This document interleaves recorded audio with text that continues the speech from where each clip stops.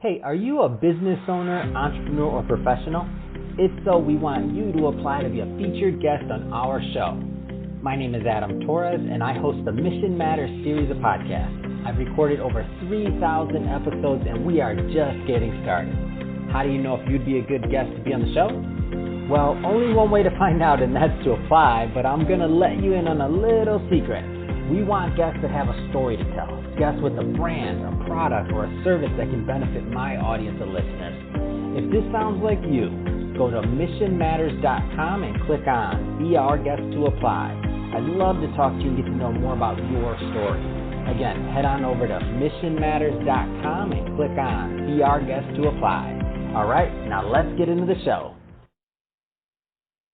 Hey, I'd like to welcome you to another episode of Mission Matters Innovation, your source for all things innovation. My name is Adam Torres. You can follow me on Instagram at AskAdamTorres. Keep up with my book releases, book tour schedule, signings, all that other good stuff. Always love to connect with you there. And as always, if you'd like to apply to become a co-author of one of my upcoming books, just head on over to the website, missionmatters.com, and click on Become an Author to apply. All right, so today I have Chris Bochenski on the line, and he's a co-founder over at Cannabis Commerce Corporation. Chris, welcome to the show. Thanks so much for having me, Adam. It's an honor to be. All right, Chris. So excited to get into today's topic. So we'll talk about what it means to be an entrepreneur in a rapidly growing, quickly evolving, and tightly regulated new industry. So excited to get into that. And maybe just to get us kicked off, tell us a little bit more about what you're doing over at Cannabis Commerce Corporation, also known as CCC. Yes, yeah. At Cannabis Commerce Corporation, we're solving the biggest problem in legal cannabis, which is cash. And I got scooped yesterday, Al Jazeera English, March 24th, saying the biggest problem in the cannabis industry is too much cash. So, go ahead. When you say too much cash, give us some more. So it's just like there's cash, it's unbankable. Like, give us some more details for those that haven't been following the industry and they don't, they don't quite get that. Sure. So right now, cannabis is sold legally in 36 U.S. states and the District of Columbia, and in 15 states. That's for medical, 36 states, and 15 of those states have recreational cannabis as well. But the entire industry, because it's not federally legal, the entire industry, the banking industry won't touch cannabis. Mm-hmm. So what do people do with this cash? Is it just exactly. Is it mattress money? Like, what do you do? Give us some insight. You're in the middle of this thing. It's just it's in the car, in the trunk. Tell us where the cash is. That's the problem. Too much cash. The cannabis sales were up 30% last year. Of the 8,200 federally regulated banks, 8,200 banks, only 515 of those banks will do business with cannabis companies, and only 1 out of 30 credit unions. And the cannabis industry in 2020 did $22 billion. So the problem is, what do you do with all this cash? Our solution is don't take it in the first place. Mm-hmm. Customers don't want to use cash. In every industry, also, it helps the company that at the retail level, everybody spends more with a credit or debit card than they do with cash. Mm-hmm. So it helps the consumer because they get to get the things that they want, and it helps the retailer because they're able to sell more and not accept this cash in the first place. So we help people with cash alternatives and helping them negotiate, finding these 515 banks out of 8,000 that will actually work with them. Wow. So when you say not take cash in the first place, so is it like a different point of sale transaction? Give us a feel for how the setup works. There are multiple options available, whether you're looking for a cashless ATM type option at a retail level for curbside pickup or delivery, or you're a company that's just looking to pay their supplier here in California. This Al Jazeera article points out there was somebody who drove from LA all the way to Sacramento with $125,000 in a duffel bag just because they didn't want to get stopped at the airport to have the cash potentially seized just to pay a supplier. Wow.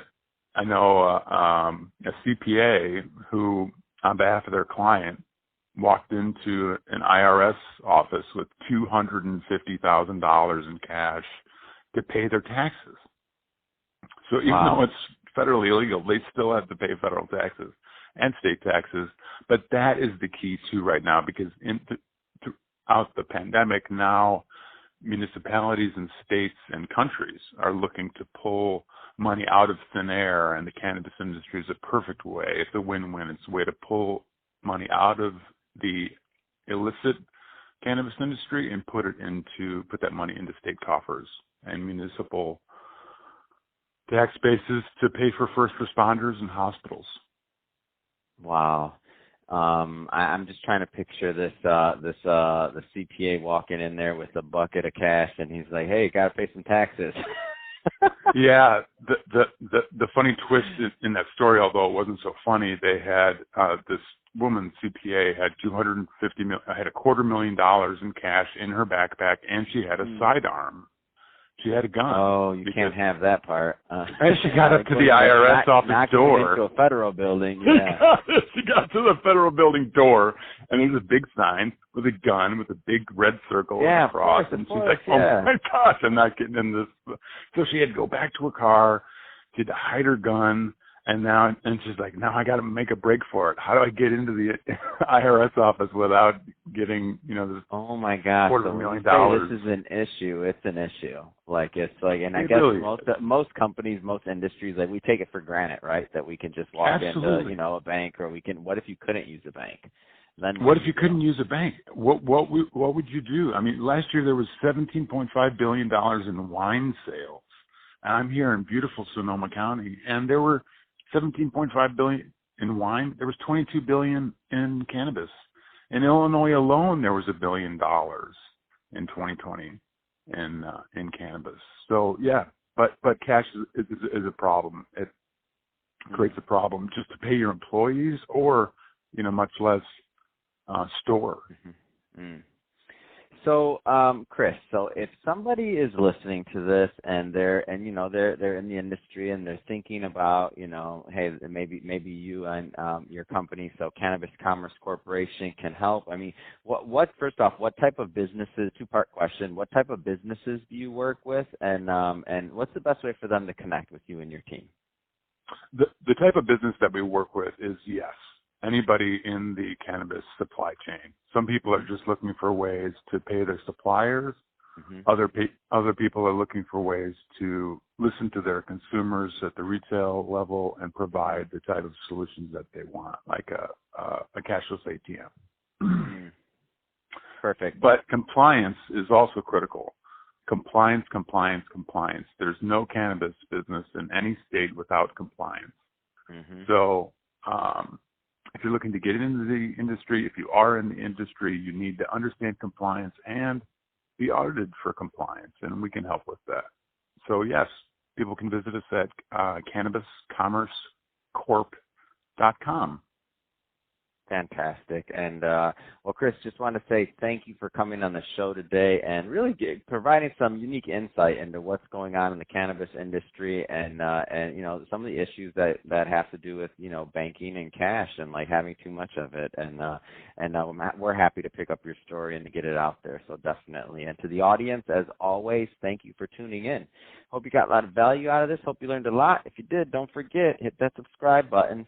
Definitely want you to be a return visitor and a return listener. And thanks again, Chris, for coming on the show. It's been a pleasure. Be well, Adam.